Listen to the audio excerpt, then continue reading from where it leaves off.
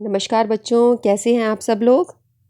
हमारी दोहराई चल रही है, पुनरावृत्ति चल रही है प्रश्नों की, और हम अब कर रहे हैं पूर्णांकों को घटाना।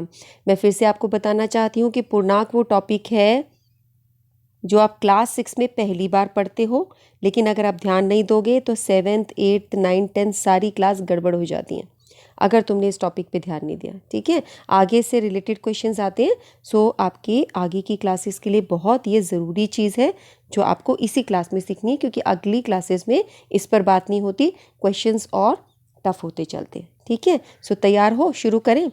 देखो, हमने पहले क्या पढ़ा था, संख्या रेखा पर पूर्णांकों को जोड़ना। एक धनात्मक पूर्णांक कौन सा होता है? प्लस वाला पूर्णांक। जैसे ये +5 है, ये धनात्मक पूर्णांक है, और -5 लिखेंगे तो ये ऋणात्मक पूर्णांक है। ठीक है, एक धनात्मक पूर्णांक को जोड़ने के लिए हम संख्या रेखा के दाईं ओर चलते हैं। जैसे ये आपकी संख्या रेखा है, संख्या रेखा ऐसी होती है 1 2 3, यहाँ प्लस की संख्याएं होती हैं, इधर माइनस की संख्याएं होती हैं। तो दाईं ओर चलते, जब हमें किसी चीज़ को जोड़ना है तो हम ऐसे दाईं तरफ, ये आपका दाईं साइड है ना, राइट साइड, इस साइड आप चलते हो। और जब आप ऋणात्मक पूर्णांकों को जोड़ना है, ऋणात्मक पूर्णांक जोड़ने के लिए हम संख्या रेखा के बाईं ओर चलते हैं। तो आपको कोई माइनस वाला नंबर जोड़ना है तो ये ऋणात्मक हो गया, इसके लिए आपको लेफ्ट साइड में या बाईं ओर चलना होता है। ठीक है, समझ आया? नहीं समझ आया तो कोई दिक्कत नहीं, अभी प्रश्न करेंगे ना तो इस पर आप देखना कि जब भी हमें जोड़ना है तो राइट साइड में जाएंगे, जब भी हमें घटाना होता है तो ऋणात्मक पूर्णांक क्या है, माइनस वाला नंबर होता है ना, तो उसके लिए हम लेफ्ट साइड में जाते हैं। ये संख्या रेखा के प्रश्नों को ऐसे करते हैं। तो अगर आपके पास ऐसा प्रश्न है -5 -2, तो आप क्या करोगे? अगर ऐसा प्रश्न है, ये तुम्हारा, अच्छा ये प्रश्न है 5, ये तुम्हारा हुआ धनात्मक और ये है ऋणात्मक, और ऋणात्मक संख्या को यहाँ घटा रहे हैं, इस संख्या को कैसे किया जाएगा? क्या हमें दाईं ओर चलना चाहिए या बाईं तरफ चलना चाहिए? सोचो कैसे जाना है। हमें संख्या रेखा के दाईं ओर जाना होगा। क्यों? क्योंकि 5 माइनस 2 का मतलब होता है 5 + 2। जब दो बार ऐसे माइनस आ जाते हैं तो माइनस माइनस प्लस हो जाता है। इसको हम ऐसे भी देख सकते हैं, जब हम ऋणात्मक पूर्णांक घटाते हैं, ये आपका ऋणात्मक पूर्णांक है, इसको घटाया जा रहा है तो हमें एक बड़ा पूर्णांक प्राप्त होता है। तो ये बड़ा पूर्णांक हुआ ना, जब हम इसको घटा रहे हैं तो दोनों से बड़ा उत्तर प्राप्त हुआ है 7, है ना। 7 आपका 5 से भी बड़ा है, 2 से भी बड़ा है। तो इस पर अब दूसरे तरीके से भी आप इस बात को सोच सकते हो, जैसे ये संख्या दी हो तो आप ये भी सोच सकते हो कि 5 में -2 का युज्य प्रतिलोम डालो। युज्य प्रतिलोम क्या होता है? इसका बिल्कुल उल्टा, मतलब नंबर उतना ही रहता है, साइन चेंज हो जाता है। ये माइनस का है तो प्लस, तो 5 + 2 हो गया 7। लेकिन मैं आपको रिकमेंड करूंगी आप इसको ऐसे ध्यान रखें, मेरी सब वीडियोस में मैं ऐसे ही बात करूंगी कि माइनस माइनस प्लस हो जाता है जब भी ऐसे ब्रैकेट्स में हो। ठीक है, चलो आगे देखते हैं। ये हमने इसको डिस्कस कर लिया ना, युज्य प्रतिलोम। जैसे इस प्रश्न को आप कैसे कर सकते हो, -2, जैसे ये नंबर दिया -2 -7, तो ये दोनों माइनस है ना, इसको आप ऐसे लिख दो +7, ऐसे लिख सकते हो, या इसको सोच सकते हो +-7 का युज्य प्रतिलोम।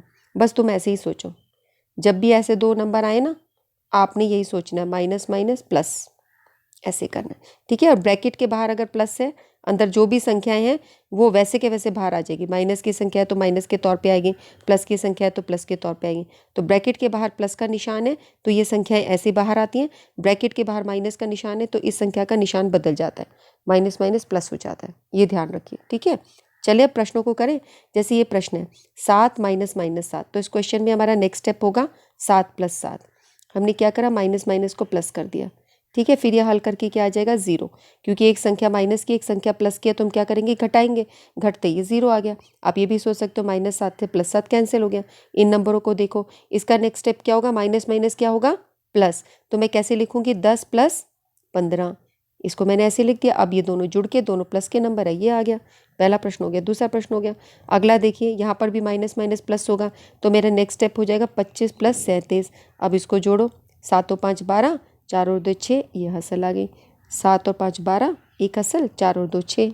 ठीक है, इस प्रश्न को कैसे करूँगी मैं, ये तीसरा भी हो गया। इस प्रश्न के अंदर पहले मैंने लिखा -12, फिर ये माइनस माइनस प्लस हो गया, ये बन गया।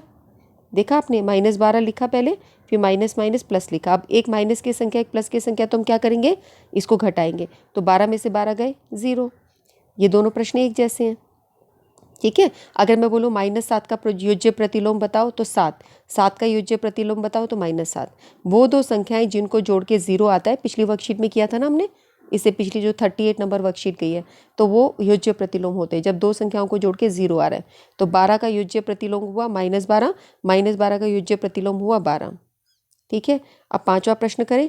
इसका स्टेप कैसे लिखेंगे? -3 minus minus plus 10 minus minus plus, तो ये तुम्हारा बन जाएगा -3 + 10 + 25। अब इसको कैसे हल करेंगे? अब यहाँ पर आपके पास एक संख्या माइनस की है, दो संख्या प्लस की है, तो हम इसको क्या करेंगे, इन दोनों संख्याओं को पहले जोड़ देंगे। तो इसको जोड़ो प्लस प्लस वाली संख्याओं को, तो ये आ गया 35। अब 35 ये हो गई प्लस की संख्या, माइनस की संख्या, इनको घटाओ, 35 में से 3 गए 32, तो ये तुम्हारा आ गया 32। और संख्या पे निशान किसका रहेगा? इस नंबर का। इस नंबर पे कैसा निशान है? प्लस। ठीक है, तो ये +32 हो गया। अगर हमारे निशान ऐसे होते ना, इस तरीके से होते, इस पे माइनस होता, ठीक है, तो 35 बड़ा नंबर है, उस पर माइनस निशान है, तो -32 आता। लेकिन हमारे निशान कैसे हैं? ये हमारे इस तरीके से। तो आपको ये देखना है, जो बड़ा नंबर है उस पर जो सिंबल आएगा वही यहाँ पर सिंबल आएगा। तो 35 में से 3 गए 32। मैंने घटाने में गलती तो नहीं की ना? चलो, अब हम अगला प्रश्न देखते हैं। प्रश्न नंबर 2, इसमें से ये घटाइए। तो ये नंबर हम पहले लिख देंगे -124। इसमें से 130 को क्या करना है? घटाना है, तो ये माइनस का निशान लगा दिया। तो -124 + 130, माइनस माइनस प्लस हो गया। तो 130 में से 124 गए तो 6, और निशान किसका? इसका। इस पे कैसा निशान है? प्लस का, तो +6 उत्तर आ जाएगा। तो प्लस हमें लिखने की ज़रूरत नहीं है, आप खाली 6 भी लिखेंगे तो +6 के बराबर होता है। ठीक है, अगला प्रश्न ले। अगला प्रश्न है आपका 140 का योज्य प्रतिलोम लिखिए। इसका योज्य प्रतिलोम क्या होगा? बिल्कुल यही नंबर होगा, बस निशान बदला हुआ होगा। -140 का +140। रिक्त स्थान भरिए। -9 का रिक्त स्थान, -9 में क्या जोड़े कि 0 आ जाए? अब -9 में हम क्या जोड़े कि 0 आ जाए? लेकिन ये जोड़ तो लगा नहीं हुआ, तो -9 में हमें +9 जोड़ते तब 0 आता है। तो +9 कैसे आएगा? जब हम -9 लिखेंगे, है ना, तो ये माइनस माइनस प्लस हो जाएगा।